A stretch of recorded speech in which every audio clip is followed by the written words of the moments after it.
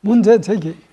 호랑이는 나서 가죽을 남기고 사람은 나서 이름을 남긴다고 하듯이 이름 중에도 큰 이름을 남기는 것이 인생의 보람인 것 같은데 통나무와 같이 이름 없는 도의 세계를 강조하는 것은 인생의 보람을 무시한 사고가 아닐까. 어떻습니까? 잘못됐습니까? 이름을 날려야 됩니다. 근데 이 부분에 공자와 노자가 갈라집니다. 노자는 무명 상태로 있는 게 좋다 이렇게 말하는데 공자는 가장 큰 효도는 이름을 남기는 거죠. 내가 이름을 세상에 이렇게 드러내면 세상 사람들이 누구 하면 알 정도로 되면 그 사람의 아버지, 그 사람의 어머니, 이게 부모한테 가장 큰 효도라는 거죠. 그게 공자가 그렇다고 해서 뭐 뻑이라 이런 뜻은 전혀 아닙니다. 그러니까 인생 세상을 위해서 열심히 세상에 도움이 되는 일을 해서 세상 사람들에게 정말 훌륭한 사람이다는 이야기를 들을 정도로 훌륭하게 인생을 살아라.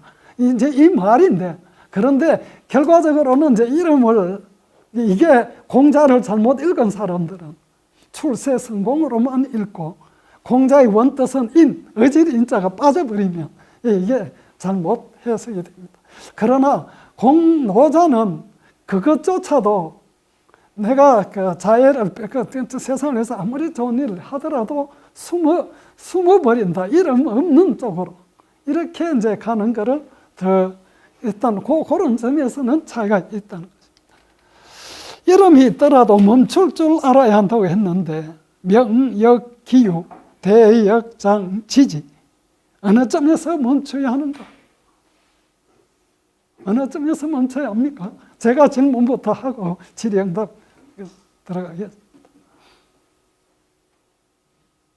자, 우리가 지금 멈춰야 되는데 노자의 말대로 하면 도대체 어느 선에서 멈춰야 되는가? 고무줄로 따지면 그러니까 하더라도 더 이상 이제 탄력을 잃지 않는 선에서는 최소한 멈춰야 되는데 그게 어느 정도일까요? 해지면 그냥 자고 해도 일어나고 그 정도로 멈춰요. 그래요? 그 정도는 예. 그 정도는 뭐 자칫하면 이제 그 동물적인 삶하고 이렇게 비슷하게 예. 또 어떻습니까? 오늘 32장 노자의 말은 멈춰라. 근데 어느 선에서 멈춰야 될까요? 고무줄이 밀렸을 때 다시 돌아올 수 있는 네. 예, 그 정도 맞는데 그거는 이제 비유고 구체적으로 삶 속에서 우리 일상에서 예를 들면 어느 정도에서 내가 더 그 마름을 더하면 성령도 하고 또 돈도 더 벌어서 더 큰 집으로 가고 또 지위도 더 높이고 이름도 더 좀 날리고 뭐 이런 쪽으로 이제 가는 거를 이름이 있더라도 멈출 줄 알아야 되니까 우리가 어느 선에서 멈춰야 될까? 그래야 그 무엇을 더 이상 안 땡기는 선이 될까? 물론 중독에 안 빠지는 정도 가면 되긴 되겠는데 어느 정도가 되면 중독이라 할까요? 인간이 예. 저 명제를 풀기 위해서 예. 수천 년 전부터 지금까지 동서양을 방문하고 예. 많은 철인들이 고민하고 고뇌한 거 아니겠습니까? 그렇죠. 자, 그렇다면은 그걸 좁혀서 2500년 전에 그 노자가 부르짖던 예. 이 명제를 예. 우리가 충실히 따라한다고 본다면 예. 사람이 사람다움을 유지 사람이 사람다움을 유지하는 할 서는 정도에서 똑부해야 되는데 예. 예. 도저히 현실적으로 무한대로 향한 욕심 때문에 이 모든 문제가 야기가 됐죠. 그렇죠. 나중에 부메랑이 돼가지고 지가 집을 쓰고 예.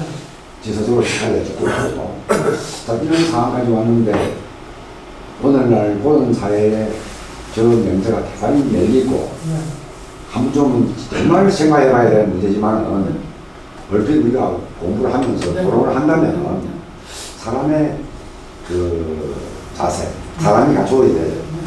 그 정도 선에서 제발 좀 멈춰 주는데 우리는 트레이닝을 해야 된다.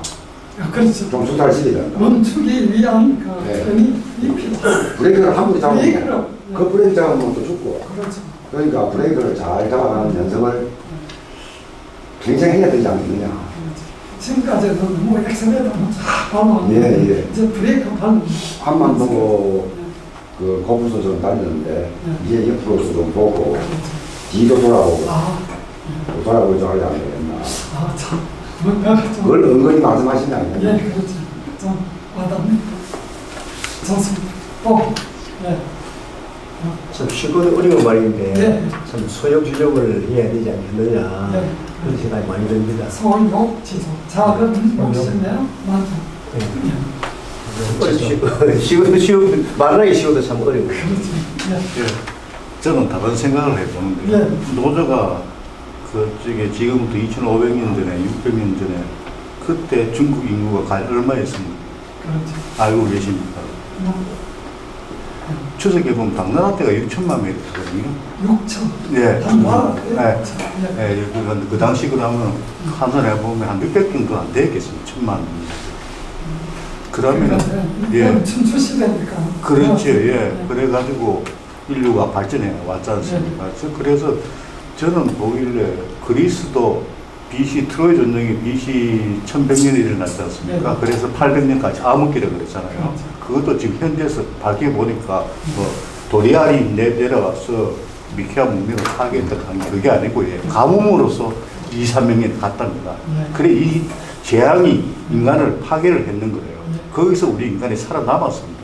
그리고 잘 아시다시피 1950년 한국 전쟁까지 얼마나 전쟁을 일으켰습니까? 유럽 사회하고 또 패스트 때문에 유럽 인구의 3분의 1이 죽고요. 그래가지고 우리가 1950년 한국 전쟁 이후로 문명이 발전하면서 식량이 자급자족이 되고 전부 다 먹고 살니까 결국 애도 많이 낳게 되니까 그 당시에 제가 알기로 전 세계 인구가 30억인데 지금 75억 돼 있습니다. 이걸 먹고 살락하면요 저걸 멈춰서는 안 되는 거예요. 저 멈춘다 하면 결국 전체주의가 나와서 인간을 학살해야 되는 겁니다. 그 방법 없으면 안 됩니다. 그러니까 중국이 지금 10억 되는 인구가 만약 우리나라까지 3만 불 된다면 이 지구는 멸망하고 맙니다. 저는 그렇게 볼 때 과연 이 문제를 어떻게 선생님이 걱정하시듯이 정말 인구 문제가 해결이 안 되면 인구 문제를 인류의 그 가장 큰 문제로 부각시킨 사람 몇 됐습니까? 인구는 기하급수적으로 늘고 인간이 살아갈 수 있는 식량은 산술급수적으로 느니까 필연적으로 이게 여러 가지 이제 제 문제들이 이제 발생이 된다. 저도 지금 어느 자료에 보니까 현재 지구에 이게 생태라는 차원에서 봤을 때 인간이 지금 먹이 연쇄의 최정점에 있거든요. 옛날은 먹이 연쇄의 정점에 사자나 호랑이가 있었고 그전에는 공룡이 있었는데 근데 지금은 인간이 그 먹이 연쇄의 최정점이 있거든요.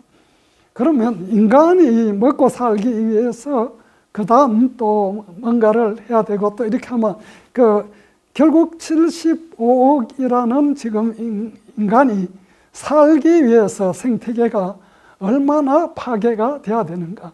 그래서 이제 어떤 학자가 조사를 해봤어요. 그러면 인구가 어느 정도 죽거나 살거나 관계없이 어느 정도 인구가 되면 이 먹이 연쇄 사슬에서 가장 원만하고 좋은 생태를 유지할 수 있을까? 제가 지금 정확한 기억은 아닌데 3억에서 5억 정도로.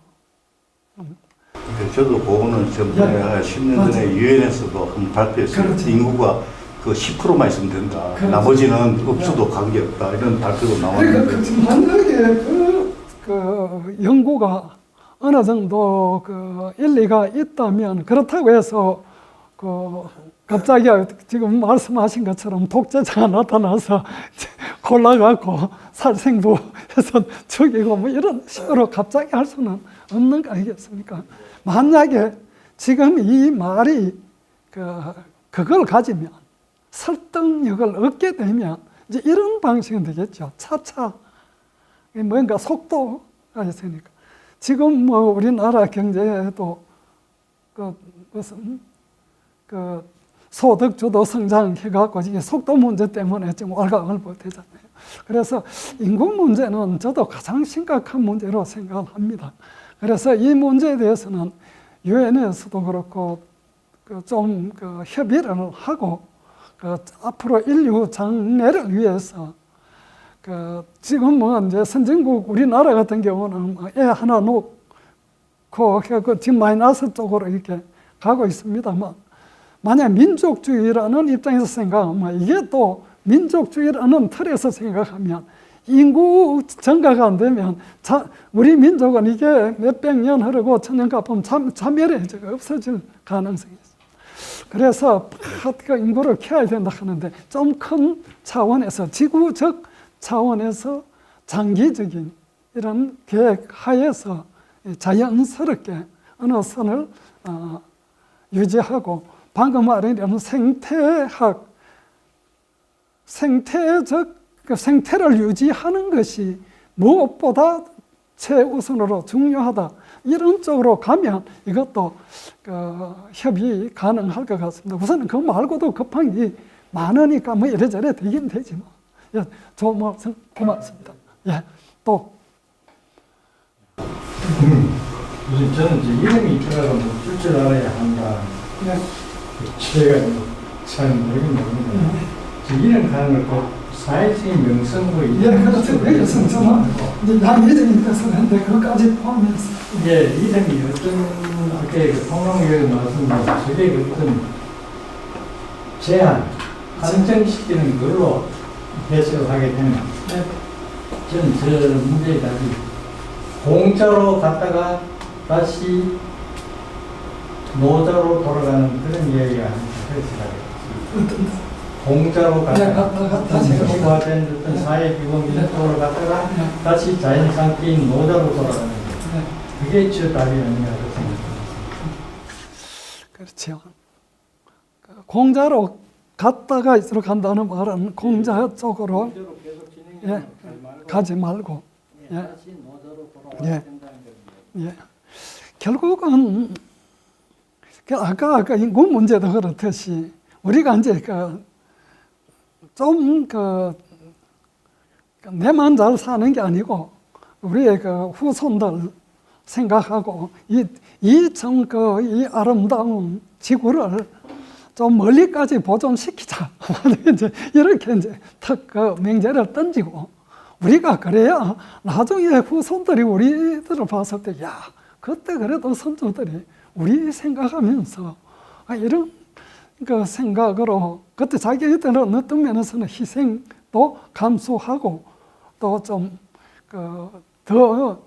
더 자기들은 더 뭔가를 쓸 수도 있고 이래도 즐길 수도 있었고 또 이래저래도 있었을 텐데 그렇다 이런 어떤 식으로 그래야 또 아까 선생님 말씀하신 인간다움이란 말씀하셨는데 인간다움을 유지하는 선 이렇게 했는데 그게 인간은 사람이 인자 이렇게 받치고 있잖아요. 하나만 있는 게 아니고 그리고 사이 간자잖아요.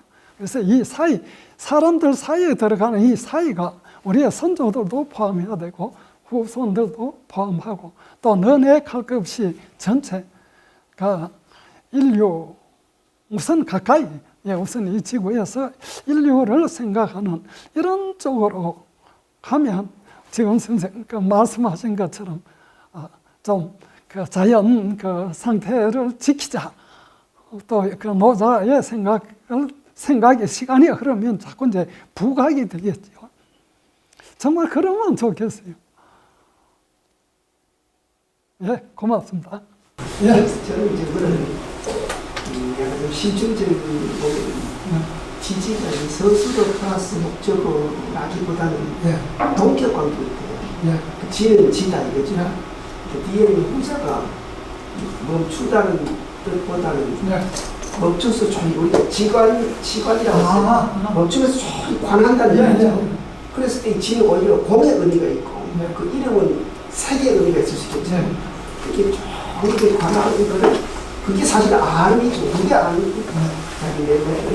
그리고 우리가 어떤 위험에 또 처하지 않고 그렇게 공적 시생 그런 용어로 불러가지고. 영화 도서관에 이거 앉아가지고 예. 1시간 반 만에 어마어마한 큰 난제를 우리가 논할 수 있고 진짜 큰일 단지고만은 딱 칼로 돌려가지고 예. 저 알맹이마다 떼내면은 요만한 인간들이 너무 욕심 부리지 말고 좀 참고 살아라. 막 두두하게 얼마나 살고 이 정도 아니냐 메시지. 근데 그 요망한 인간이라고 하셨는데 그 사람들도 실제 자기들도 행복하게 살고 싶을 건데 행복이 뭔지를 모르니까 하면 또막좀 나아가 싶어서 막 헤매고 있다고 봐야 되겠죠. 그래서 불교에서는 그런 거를 무명, 없을 무자, 밝을 명자, 밝지 못하다. 뭐 이렇게 가겠죠. 정말 선생님 그 가슴을 많이 탔습니다. 말씀이. 예. 또 예. 제 생각은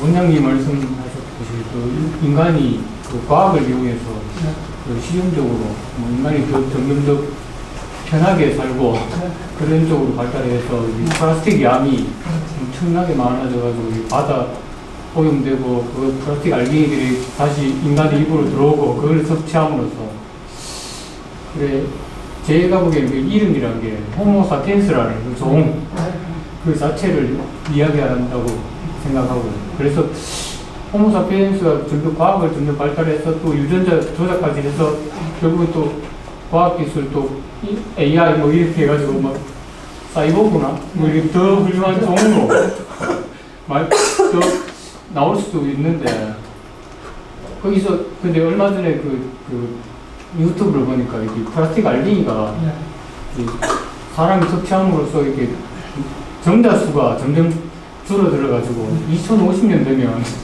거의 자동으로 네, 자동으로 뭐 이렇게 아무리 성생활을 해도 후손을 생산할 수 없는 정도까지 간다고 그러더라고요. 그러니까 이게 어떻게 보면 자연의 역습이 아닌가. 그래서 제 생각에는 그게 멈춰야 할 정도가 그러니까 호모사피엔스라는 종이 사라지기 전까지 지금 자연의 경고를 알게 됐으니까 그 선에서 멈춰야 되지 않을까 그런 의미를 부여하고 싶습니다. 지금 이 자연이 우리한테 주는 경고들을 좀 무게 있게 받아들여야 돼 싶어요. 예. 이게 저는 그래 아까 후손들이 우선 후손까지도 안 가고 이렇게 내과에 물게 마른 거 그리고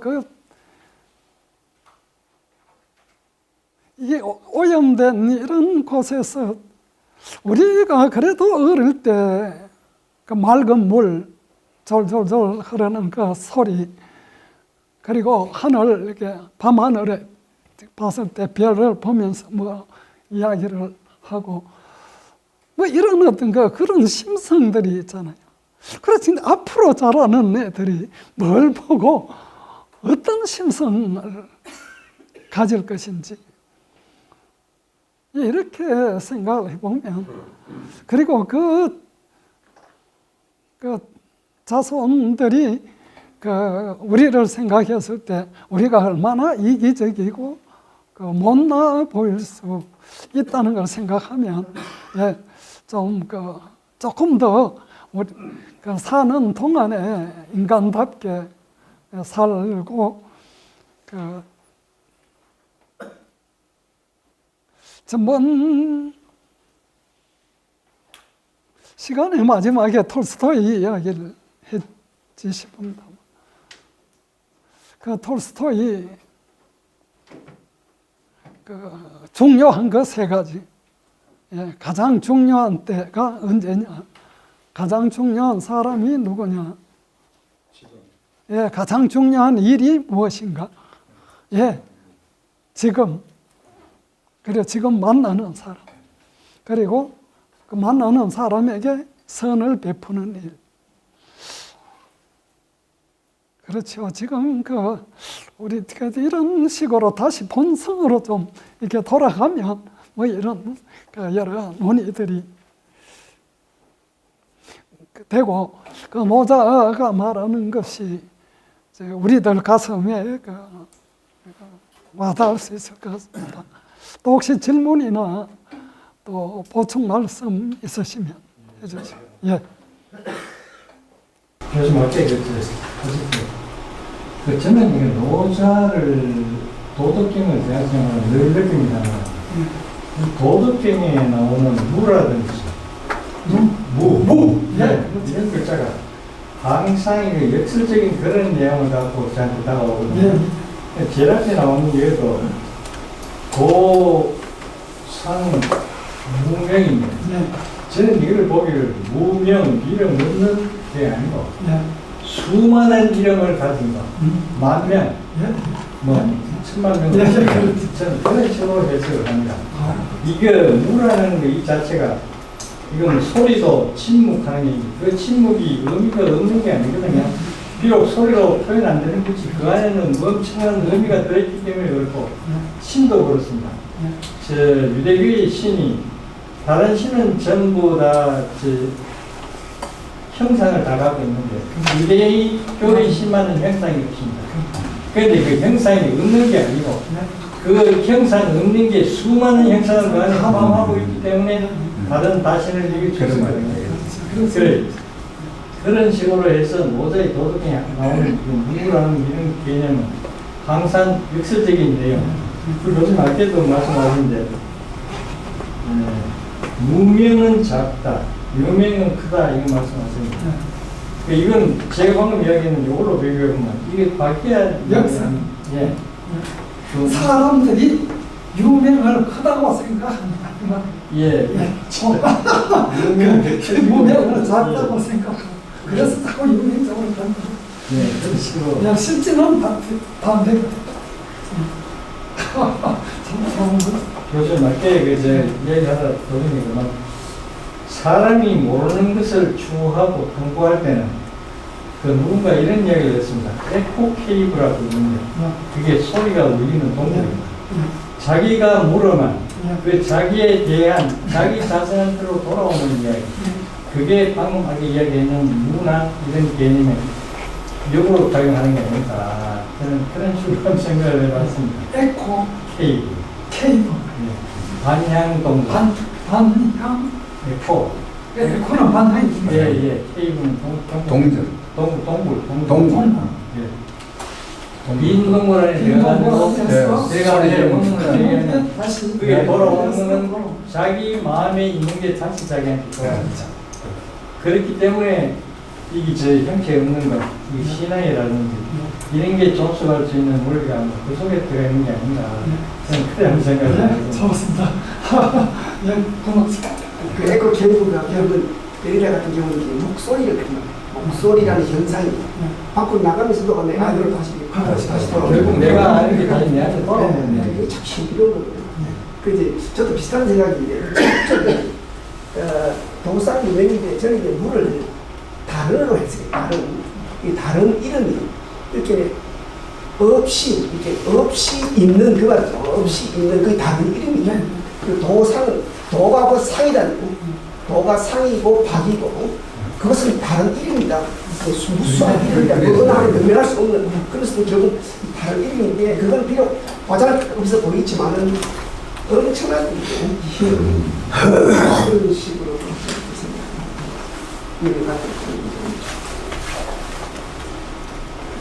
신체학계 저는 훈민정음 창제할 때 그런 뜻으로 처음 만든 창조한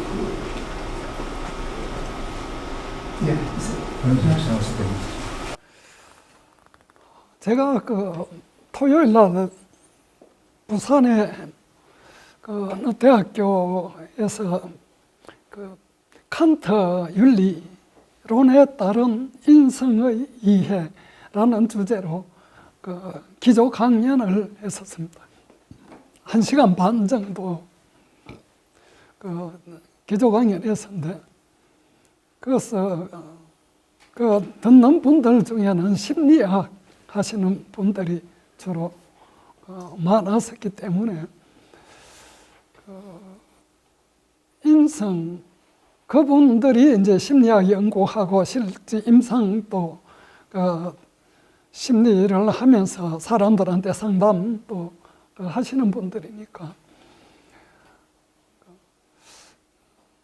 칸트 윤리를 말하면서 이제 포커스를 거기다 좀 맞추었습니다. 저는 그 칸트의 그 묘비명에 적혀져 있는 구절, 그 경탄과 외경을 감출 수 없는 두 가지가 있는데, 하나는 하늘에 총총 떠 있는 그 하늘, 별이 총총 떠 있는 하늘. 그 구절을 그대로 읽으면 내 위에 총총 떠 있는 내 위에 별이 총총 떠 있는 하늘.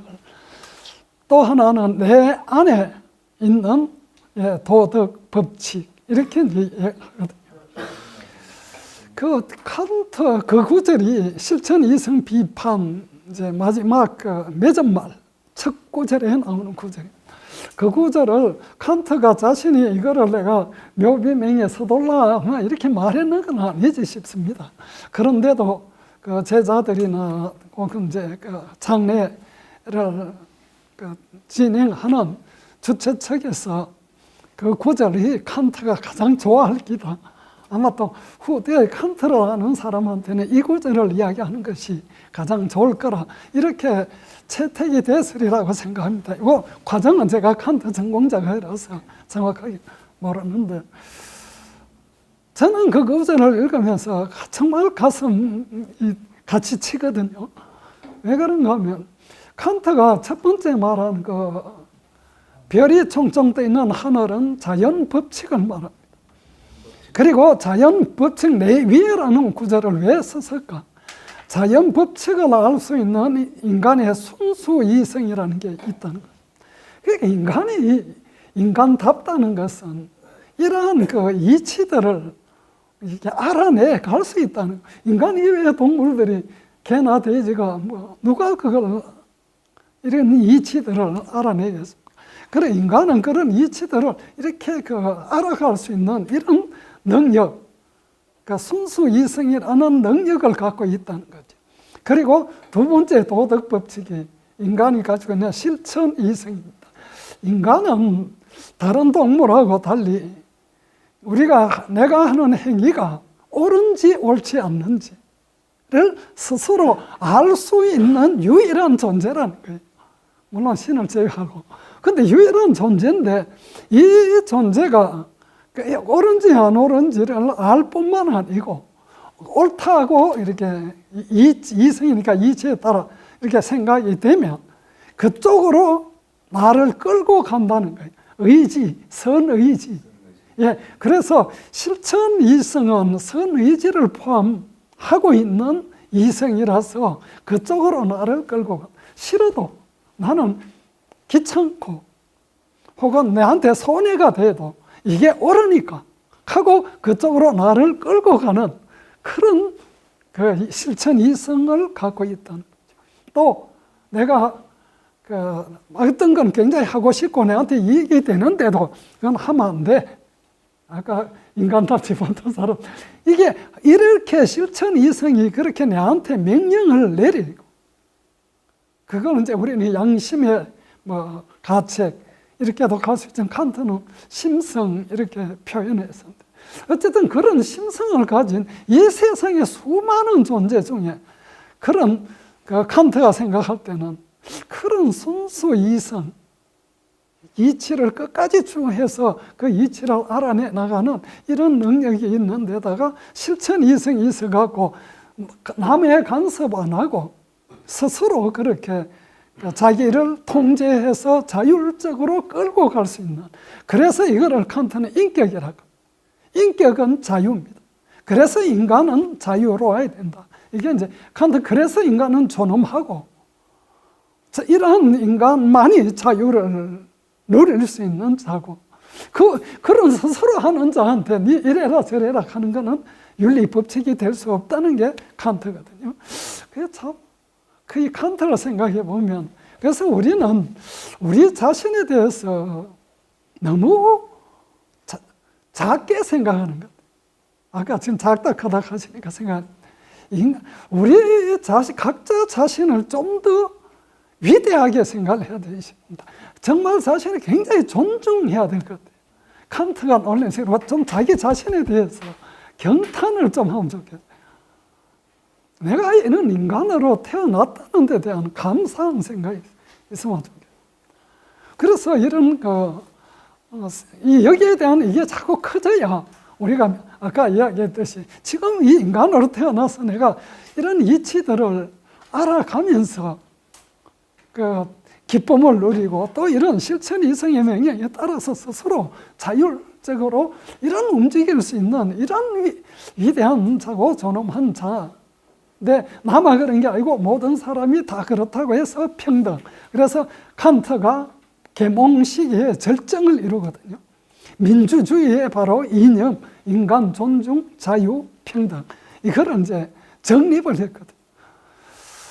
그래서 참 꼭 노자도 공부하면 할수록 나에 대한 존엄이 커지고, 공자를 공부하면 존엄이 커지고, 아마 그 성경을 공부하면 할수록 예수님의 아까 말씀하신 이 유일신으로서의 사랑을 느끼면 느낄수록 아마 이 존엄이 커지지 싶습니다.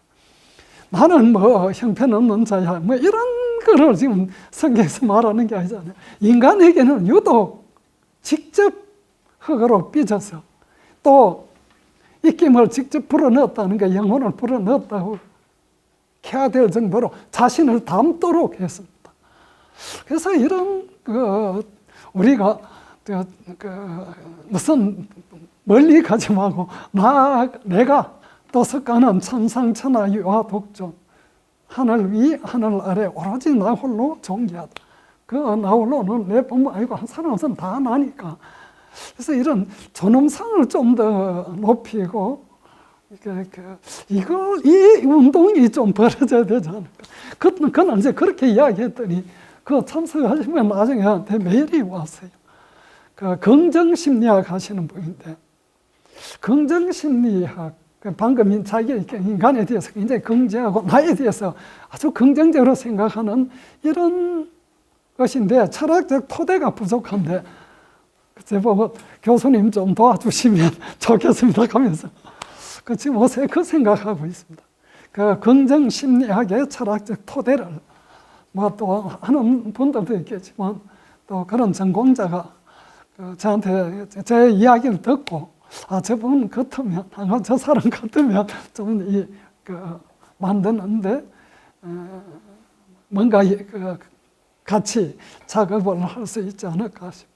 그래서 오늘 하는 32장도 결국 멈추는 것도 나에 대한 좀 존중하는 마음이 커지고, 내 삶 지금 이 순간순간을 그러면 틀림없이 충분히 즐길 수 있다고 생각합니다.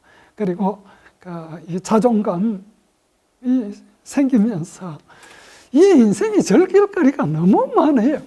이렇게 생각해 보면. 근데 이런 정도의 수준에 못 가면 자꾸 낮은 쾌락에 빠지게 되거든요. 그래서 아까 중독에 빠지고 엉뚱한 짓 이제 하게 되고, 이제 자꾸 본인도 망하고 남도 괴롭히고, 결국은 크게 보면 지구도 망가뜨리고, 뭐 이런 형상으로 갈 것 같습니다.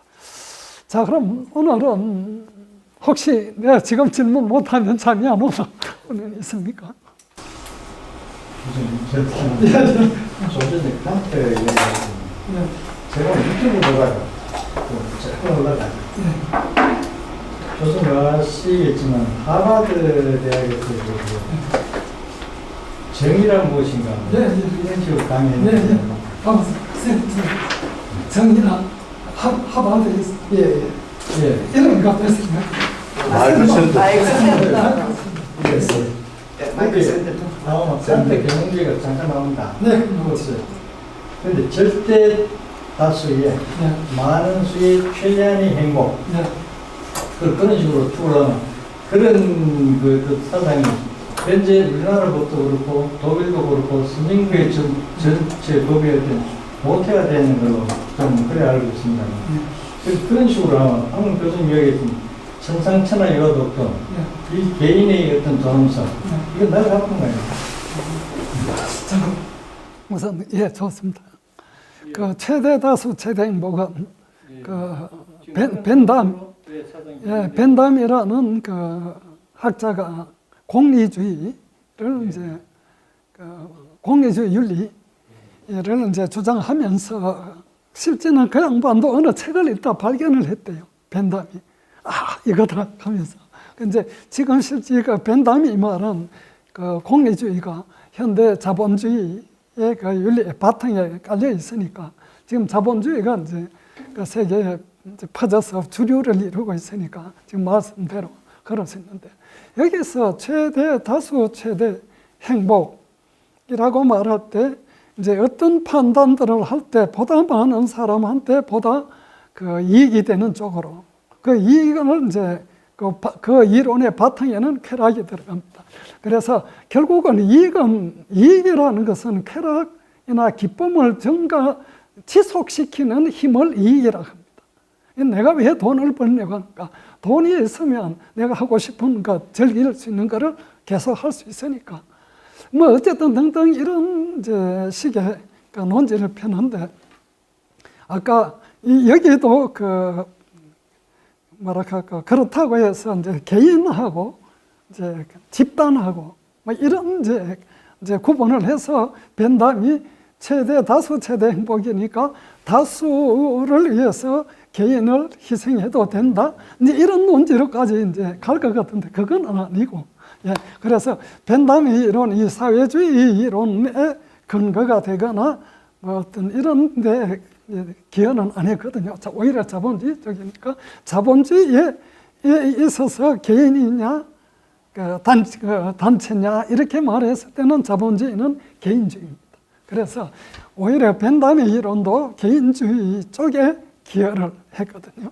그래서 그 점은 조금 그런데 어쨌든 그 벤담이 생각할 때도 그 한 사람 한 사람의 그 행복인데 사회라는 규범이 도덕이고 윤리니까 사회 규범을 만드니까 결국 이제 다수결 이제 이런 쪽으로 가야 된다는 그런 이제 한계가 있다는 것은 분명한데 이제 그 양반이 원래 주장할 때 그런 거를 생각했거나 또 그 학파가 그걸 끝까지 이제 아까 우리는 그러니까 개인보다는 사회다 이런 쪽으로 몰고 가지는 않았다 이걸 좀 말씀드립니다.